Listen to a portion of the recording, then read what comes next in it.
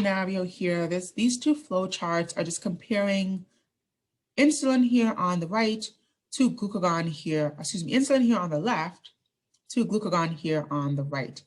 And so I'll kind of walk through the flow chart here on the left, and then I'm going to ask you to predict what's happening in the flow chart on the right, okay?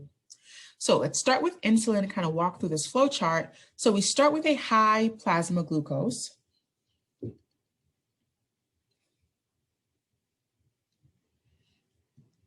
We start with a high plasma glucose from a large meal that we've just ingested. That is a stimulus for a lot of insulin secretion. Insulin can be secreted, and it's going to trigger our cells to uptake that glucose from that meal and either use it in most of our tissues in the brain where it's needed immediately, or store it in liver and muscle as glycogen and inhibit glycogenolysis, as well as store it in the liver as, inhibit gluconeogenesis, which is happening in the liver as well.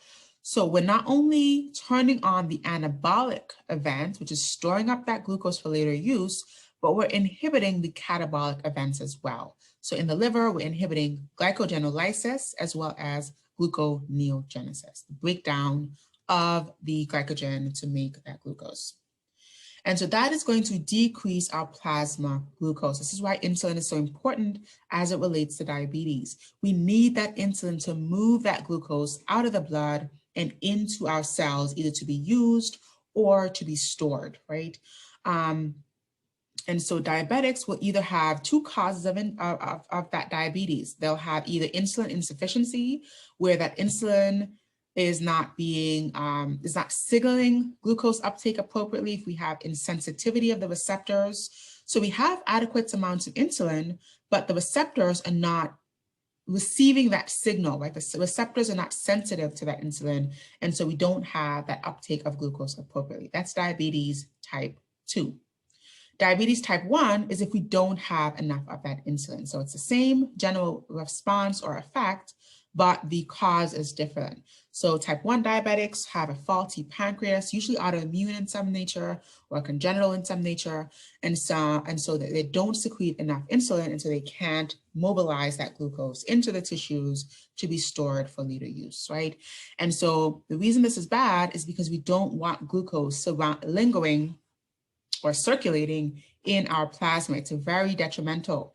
It can, cause damage in the kidneys. It can cause damage in the retina and the vessels of the eyes. It can cause damage in the vascular structures, very small vessels like the fingers and the toes. And so this is why diabetics typically end up with, having to cut limbs off, having kidney damage, having vision problems, because glucose can be very damaging to our vessels. And so we want to circulate it very temporarily, but then uptake it to be used and stored more appropriately long-term. Okay, so let's give a minute here, or let's actually do 2 minutes. And I'm going to allow you to predict some of the responses here for glucagon. So this should say glucagon from the alpha cells. So you can kind of fill that in here. Actually, let me do that here. So we've got alpha cells.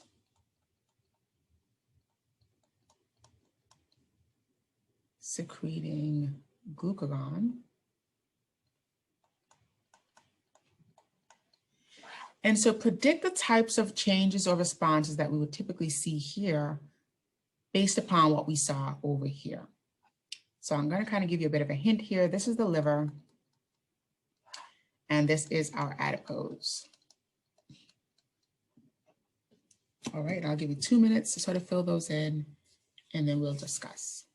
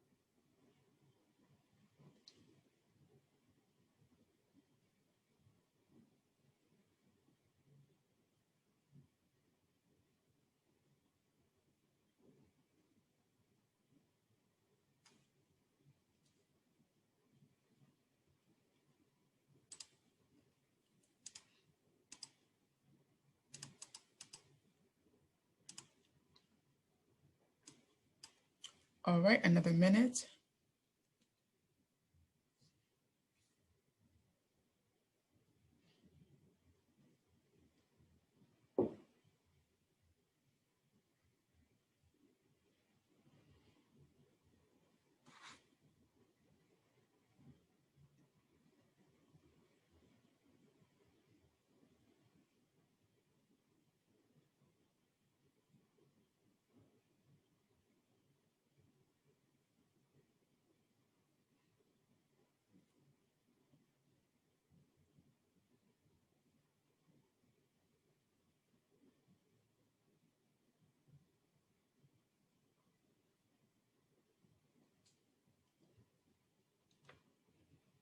All right, last few seconds here.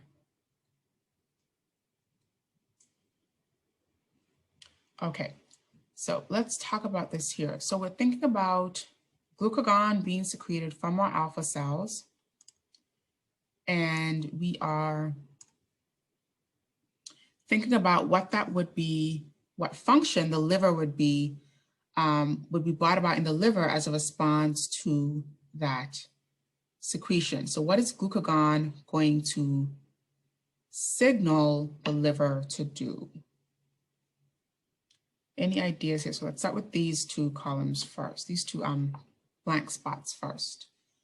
So what's happening in the liver? Increased what and what?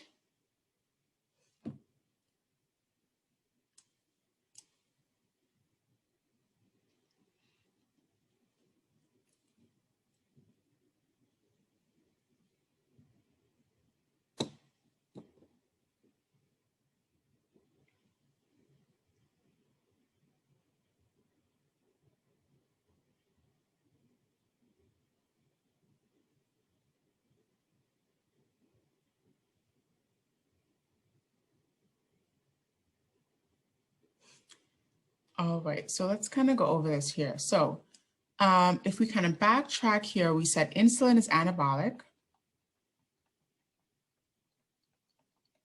right? It's going to be functioning to build up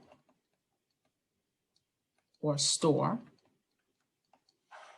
And so the general function of glucagon is catabolic. In other words, it's going to be functioning to break down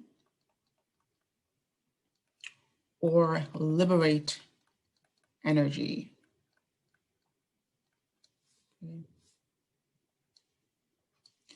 And so on that basis, we're going to want to start thinking about breaking things down. So if we're thinking about the liver, the processes that we were inhibiting on this end, we inhibited glycogenolysis and we inhibited gluconeogenesis. Those are the processes that we are going to stimulate here under the influence of glucagon. So the liver is going to start with glycogenolysis. And again, lysis means breaking down that glycogen to liberate glucose, liberate glucose. And then the second one is going to be gluconeogenesis, right? Gluconeogenesis, which is synthesizing new glucose from other substrates like proteins and fats, all right? So these two processes are happening in the liver as a way to increase the amount of glucose that is available, right? We're breaking things down, we're liberating energy. Remember, this is the fasted state, otherwise known as the post-absorptive. This is the fed state. Jeez.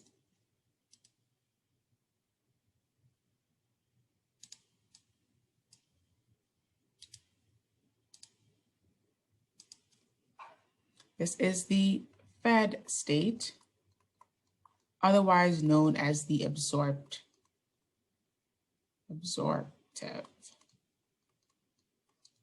Okay. And so if you think about that big picture in mind, here we're trying to find energy, right? We're trying to find energy in any of the stores that is possible.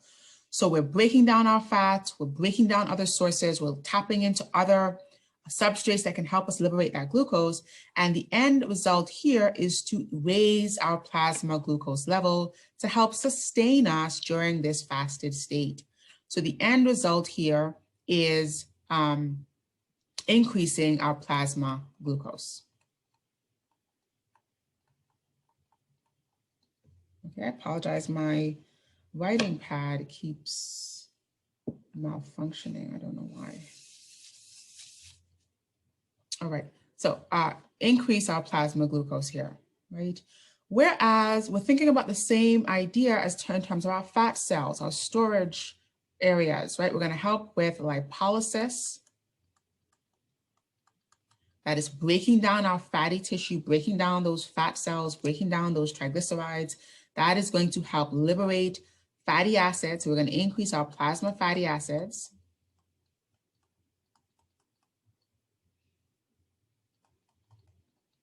Geez, my writing pad keeps scratching. I apologize. I am not writing that scratchy. My handwriting is not that terrible. Okay. So this should say fatty acids here. So increase our plasma fatty acids. And what that is doing is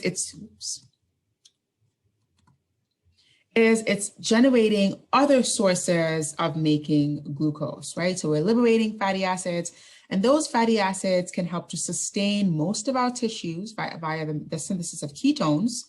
But then more importantly, the end result here is that we're sparing glucose for our important tissues like the brain. So we're sparing glucose for the brain, right? This is why we tap into some of the other stores. So they can use fats via the process of synthesizing ketones here. Ketones can also help us liberate energy in some of our other body tissues, as well as fatty acids can also be used to liberate energy via beta oxidation, but the brain cannot use fatty acids. So in doing this, we're really sparing that glucose that we've liberated over here for the brain exclusively. Alrighty. Okay. And I will screenshot this and upload it. So if you missed anything, this will be available with the recordings today. Let's see here.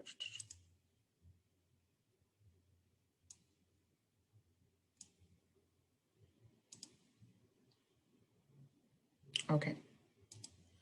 All right, so I'll pause here and see what questions we have about this, and then we'll keep rolling.